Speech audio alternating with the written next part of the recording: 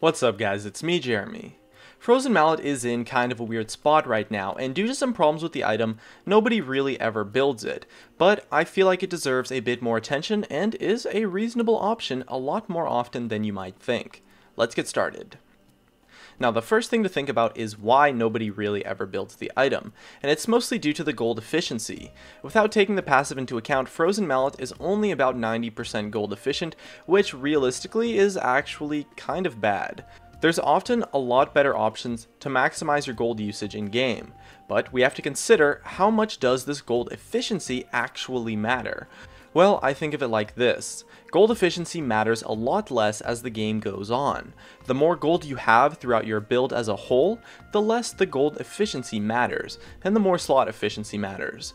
The reason for this is because in the early game, when both players only have 5,000 gold or so in their builds, the difference between some nice gold efficient items and some items that aren't really gold efficient can be the difference between 300 to 500 or even more gold worth of stats. And in the early game, when both players only have 1 or 2 items, that stat difference can be somewhat significant. But when both players have 3 or 4 items, even something as big as 500 gold worth of stats probably won't matter at all, since fights will be way more decided by positioning and utility, and the gold value of stats won't matter as much. And since in the early game, 500 gold of stats might be like a 10% difference, but later on it can be as small as 3% or even less, which is totally insignificant. And because of this notion of gold efficiency, I think Frozen Mallet gets passed by a little bit more often than it deserves, and as such is an underrated item and can be really solid when picked up as a third or later item in a build. The stats of 700 health and 30 attack damage is actually really awesome on what is a bruiser champion. After you build an MR and an armor item, the extra health scales great with your build, and the extra damage would help you be more of a threat in fights too.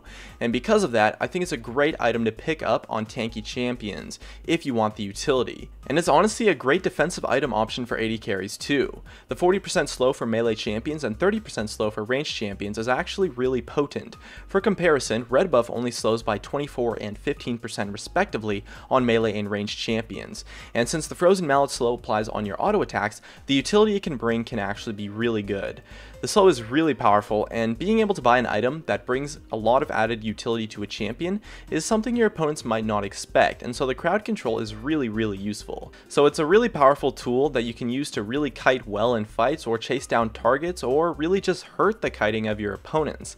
And that kind of utility you bring to a fight will almost always result in a lot more tankiness or a lot more damage as a whole for you to pull off as the fight goes on, or if anything, the extra crowd control will help your team out a lot. So I recommend considering the Frozen Mallet option on bruisers, especially ranged bruisers, as well as a defensive AD carry item, since the utility can give you a lot of hidden power in your games.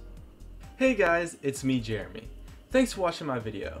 If you enjoyed it, definitely make sure to hit that like button so I can tell, as well as you can check me out on Facebook and Twitter at Gaming Curios. And check me out on Twitch too, I do weekly streams.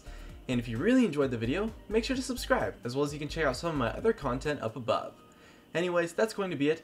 Thank you so much for watching, and of course, I'll see you guys next time.